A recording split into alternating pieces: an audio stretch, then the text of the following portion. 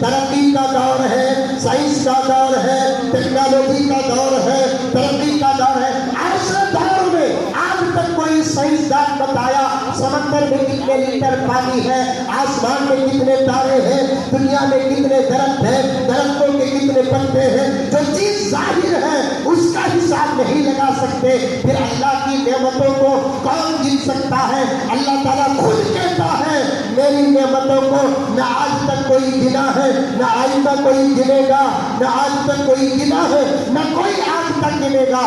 نہ انبیاء میری نعمتوں کا حساب لگائے، نہ صحابہ میری نعمتوں کا حساب لگائے، نہ اولیاء میری نعمتوں کا حساب لگائے، نہ مفسری میری نعمتوں کا حساب لگائے، نہ محدثی میری نعمتوں کا حساب لگائے، نہ فقہا میری نعمتوں کا حساب لگائے، نہ عقل مند میری نعمتوں کا حساب لگائے. وَإِن تَعُدُّوا نِعْمَتَ اللَّهِ لَا تُحْصُوهَا. اللہ کی نعمتوں کو تم شمار کرنا چاہو تمہارے بس کی بات نہیں ہے. اے دیال کے مسلمانوں، آج کے جلسے کا ایک دوسرا پیغام آپ کو دے رہا ہوں. پہلا پیغام استاد الاساتذہ نے آپ کو دیا، یہ دوسرا پیغام دے رہا ہوں. اس کو اپنے دماغ میں بٹھا کر لے کر چلے جانا. اللہ کی بہت بڑی نعمت یہ ہے کہ اللہ تعالیٰ نے ہم جیسے گنہگاروں کو پیارے آقا محمد رسول اللہ صلی اللہ علیہ وسلم کی امت میں پیدا کیا. شان سے کہہ سکتے ہیں کہ ہم محمد رسول اللہ کے غلام ہیں. بول سکتے کہ نہیں بول سکتے؟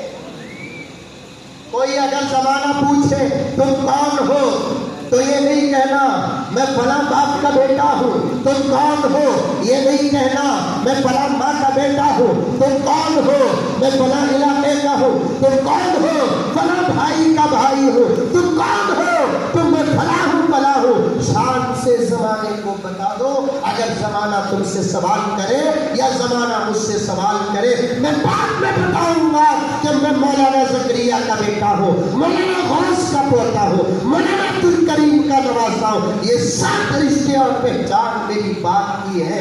سب سے پہلی پہچان میری یہ ہے اگر زمانہ مجھ سے سوال کرے کہ تم کون ہو تو میں شان سے کہوں گا کہ میں محمد کا غلام ہوں.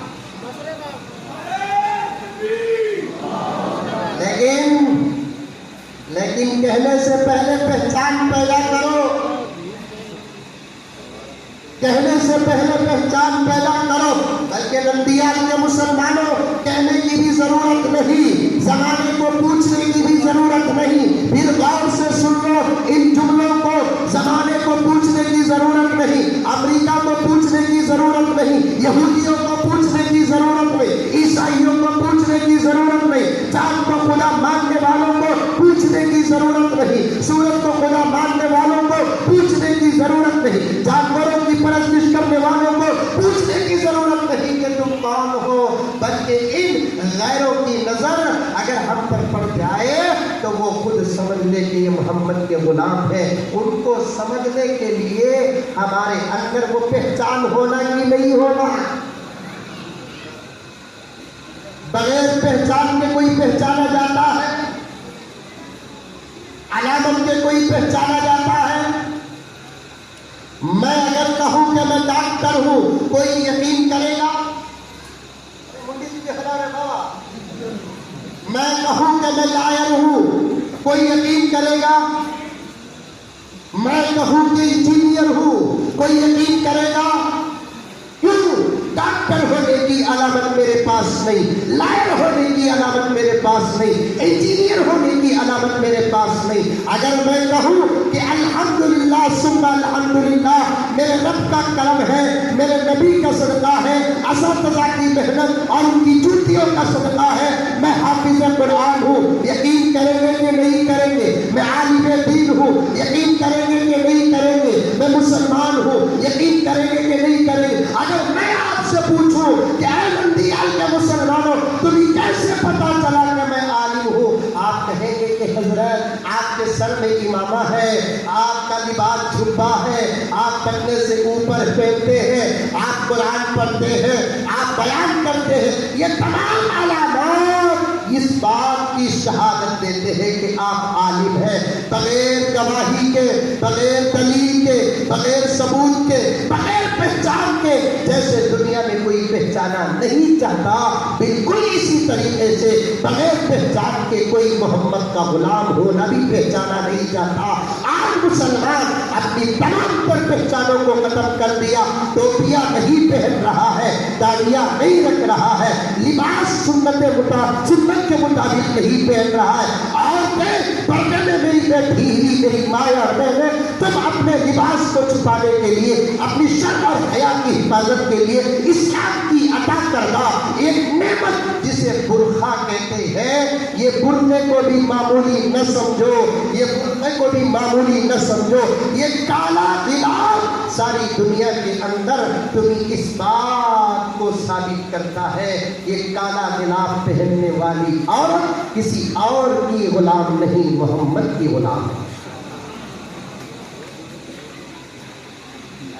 کوئی یہودی کی عورت برقع پہنتی ہے کوئی عیسائی کی عورت برقع پہنتی ہے، کوئی ہندو بہن برقع پہننے والی ہے، کوئی عیسائی بہن برقع پہننے والی، سکھ بہن برقع پہننے والی، 1,00,000 عورتوں میں اسلام کی بیٹی بڑی آسانی سے پہچانی جاتی ہے، یہ کروڑ عورتوں میں اسلام کی بیٹی، محمد کا کلمہ پڑھنے والی فاطمہ کی بیٹی، عائشہ کی بیٹی پہچانی جاتی ہے۔ کیا علامت؟ برقع علامت۔ اسی زمانے میں کسی عورت نے مجھے فون کیا، حضرت وہ عورت کے پاس بھی کیسا نمبر چلے گا معلوم نہیں، پہلے سے میرے بیگم کا ذہن صاف کر کو رکھا ہوں، میں ایک مولی مولانا میں مجھے پونا آگے مردان کی عورت کی تو ڈاؤٹ کرنے کو پہلے سے صاف کر کو رکھا ہوں، ورنہ اگر اس کا دماغ خراب ہو کو رہتا تو میری زندگی برباد ہو کو رہتا ہے۔ ڈاؤٹ کا زمانہ اچھا پر ڈاؤٹ، شریفوں پر ڈاؤٹ، ہر لائن میں ڈاؤٹ، گھر میں ڈاؤٹ، دکان میں ڈاؤٹ، بازار میں ڈاؤٹ، محلے میں ڈاؤٹ، شہر میں ڈاؤٹ، ریاست میں ڈاؤٹ، بلکہ پورے ہندوستان میں ڈاؤٹ۔ وہ بھی چورا پر ڈاؤٹ نہیں کرتے، ڈاکوؤں پر ڈاؤٹ نہیں کرتے، حقیقی دہشت گردوں پہ ڈاؤٹ نہیں کرتے، جو اچھے شریف پابند سیکولر قوم سے محبت کرنے والے، ملک سے محبت کرنے والے، ان پر ڈاؤٹ ہوتا ہے، داڑیاں رکھنے والوں پر ڈاؤٹ ہوتا ہے، ٹوپیاں پہننے والوں پر ڈاؤٹ ہوتا ہے، ڈبے پہننے والوں پر ڈاؤٹ ہوتا ہے، نگاہوں کو نیچے رکھنے والوں پر ڈاؤٹ ہوتا ہے، انسانیت کے ناطے سب کو دیکھ کر مسکرانے والوں پر ڈاؤٹ ہوتا ہے، محبت سے بات کرنے والوں پر ڈاؤٹ ہوتا ہے۔ ساری دنیا ڈاؤٹ میں، شک میں ڈوبی ہے، گھروں میں بھی ڈاؤٹ، یہ موبائل آنے کے بعد تو اور بھی شوہر بیوی پر ڈاؤٹ کر رہا ہے، بیوی شوہر پر ڈاؤٹ، کہیں کوئی سنا زندگی موبائل رہا تو چنا نقد موبائل،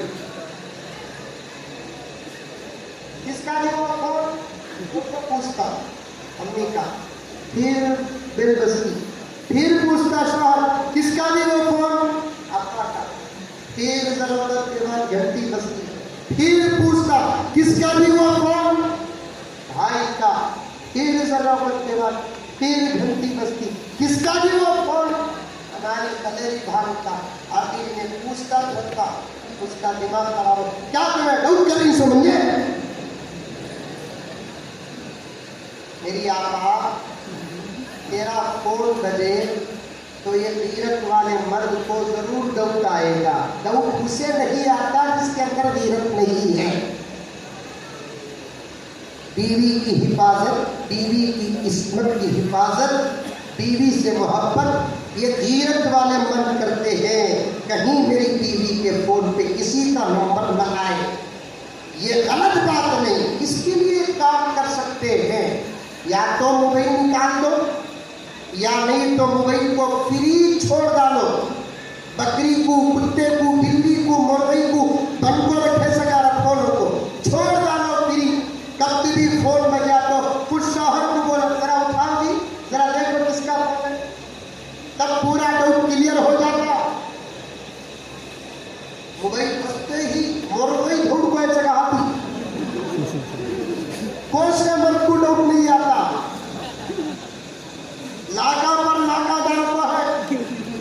اب تو ایسے موبائل آ گئے ہیں فنگر لگ کے دے کیا عادت کرتی اماں تو اس کا ہونا ہے کیا کچھ کھلتا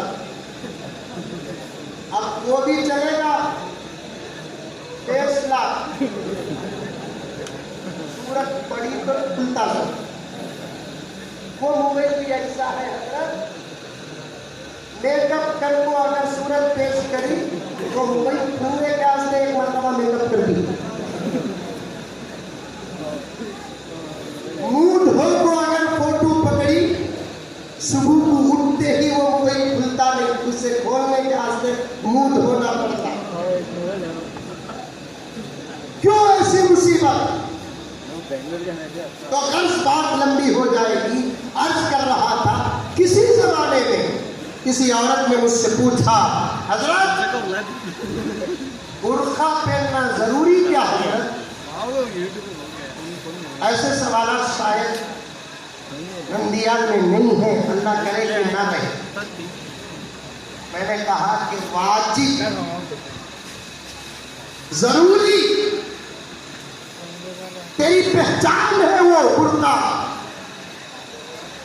میرے شیخ قطب عالم حضرت مولانا پیر ذوالفقار احمد صاحب نقشبندی مجددی دامت برکاتہم نے کیا بہترین بات ارشاد فرمائی اللہ تعالیٰ نے کالا کلر کا انتخاب دو ہی چیزوں کے لیے کیا ایک کعبۃ اللہ کے خلاف کے لیے کالا کلر اور اپنی بندیوں کے شرف اور حیا کی حفاظت کے لیے کالا کلر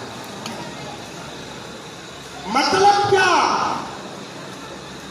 کعبۃ اللہ کی عظمت اور حرمت اللہ کے نزدیک جو ہے ایک عورت کی عزت اور اس کی قسمت کی حرمت اللہ کے نزدیک وہی ہے اسی لیے علماء لکھتے ہیں کعبے کا خلاف ہل جاتا ہے اور کعبے کے در و دیوار کھل جاتے ہیں اس بات کا اشارہ ہے کہ اللہ کا عذاب آنے والا ہے میں واقعات پیش کر سکتا ہوں لیکن وقت کا تقاضا ہے میرے ذہن میں جو واقعہ ہے وہ پیش کرنے کی طرف میں جانا چاہتا ہوں کعبے کو ہمیشہ کالے غلاف سے ڈھانپ کر رکھتے ہیں کالا غلاف اڑا کر رکھتے ہیں اگر کبھی کسی موقع پر خدا نہ خواستہ کعبے کے در و دیوار سے کعبے کا غلاف اٹھ جاتا ہے تو علماء نے فرمایا کہ اس بات کا اشارہ ہے کہ اللہ کا عذاب آنے والا ہے اللہ نہیں چاہتے میرے کعبے کے در و دیوار سے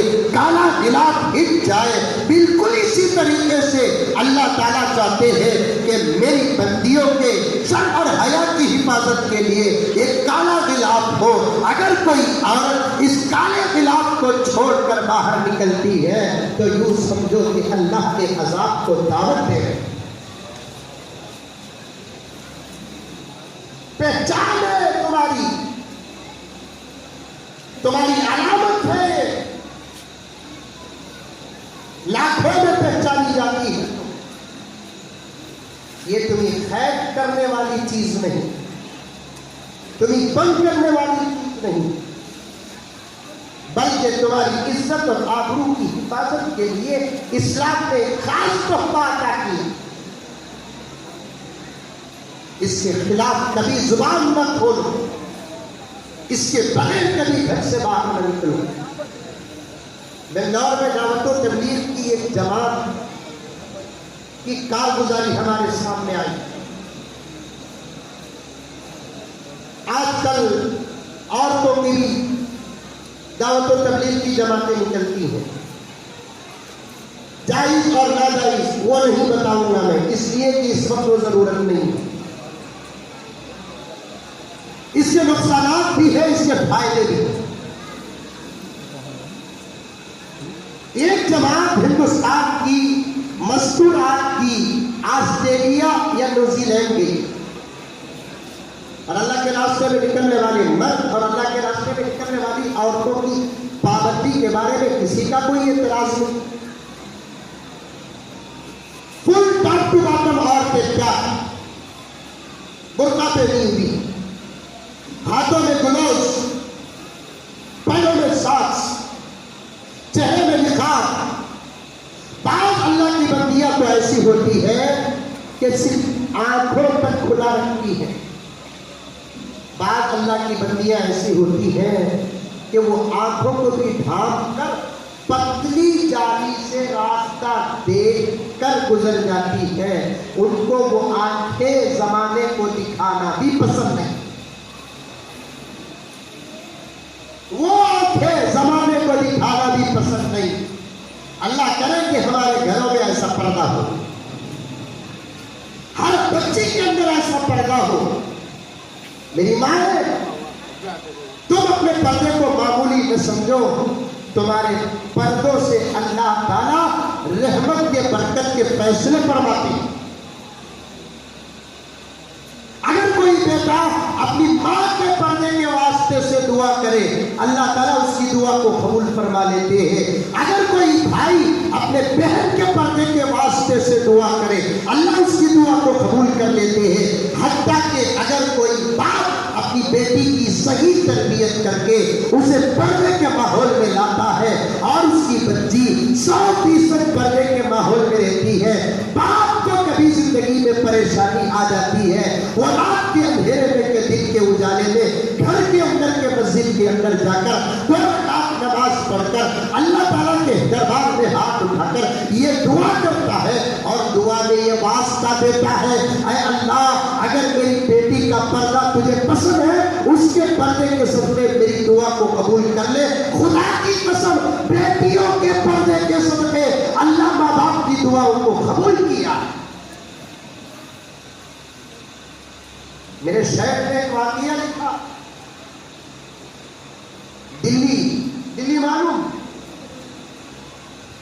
دلی معلوم کروں کی بات نہیں, کیپٹل سٹی آف انڈیا دلی. ایک زمانے کی بات, 100-150-200 سال غالباً پرانی. بارش نہیں ہوئی. خاص طور پر ماں اور بہنوں کی خدمت میں عرض کر رہا ہوں, ایک حکم یہ بھی ملا کہ حضرت عورتوں کے بارے میں کچھ کہو. مجھے جو حکم دیا جاتا ہے اسے سب کو سمیٹ کر بات کرنے کی کوشش کرتا ہوں. پردے میں بیٹھی ہوئی میری ماں اور بہنیں, آج تمہارا پردہ ایسا نہیں جیسا ہماری بڑی ماں اور بہنوں کا اسلام کی تاریخ کا پردہ تھا. دلی کے اندر بارش نہیں ہوئی. اسلام نے بارش نہ ہونے پر بھی ایک نماز پڑھنے کا حکم دیا جسے صلاۃ الاستسقاء کہتے ہیں. بارش طلب کرنے کی نماز, اسے گھر میں نہیں پڑھ سکتے, اسے مسجد میں نہیں پڑھتے, بلکہ اسے پڑھنے کے لیے عیدگاہ کو, میدان کو جانا پڑتا ہے. چھوٹے چھوٹے بچوں کو لے کر جانا پڑتا ہے, جانوروں کو لے کر جانا پڑتا ہے, جا کر نماز پڑھتے ہیں, دعا کرتے ہیں. اور اس نماز کے بعد جب دعا کرتے ہیں, آپ حضرات کو معلوم ہوگا ہر نماز کے بعد جب دعا کرتے ہیں ہاتھ ایسے اٹھا کر دعا کرتے ہیں. وہ نماز کے بعد جب دعا کرتے ہیں ہاتھ ایسے اٹھا کر کے دعا کرتے ہیں. اس وقت چادر کو الٹھانا بھی پڑتا ہے, رونا پڑتا ہے, گڑ گڑانا پڑتا ہے, توبہ کرنا پڑتا ہے, آنسو بہانا پڑتا ہے. چھوٹے چھوٹے معصوم بچوں کا واسطہ دینا پڑتا ہے, جانوروں کا واسطہ دینا پڑتا ہے, تڑپنا پڑتا ہے. اللہ تعالیٰ ان تمام واسطوں کو, تڑپ کو, ترس کو قبول فرماتے ہیں اور بارش کا فیصلہ فرماتے ہیں. جا کر بہت بڑی جماعت دعا کرتی ہے, نماز پڑھتی ہے, بارش نہیں, آثار نہیں, ٹھنڈی ہوا نہیں. اس میدان سے دور ایک نوجوان ایک گھوڑے میں ایک عورت کو بٹھایا ہے اور لگام پکڑا ہے, رسی پکڑا ہے اور لے کر جا رہا ہے.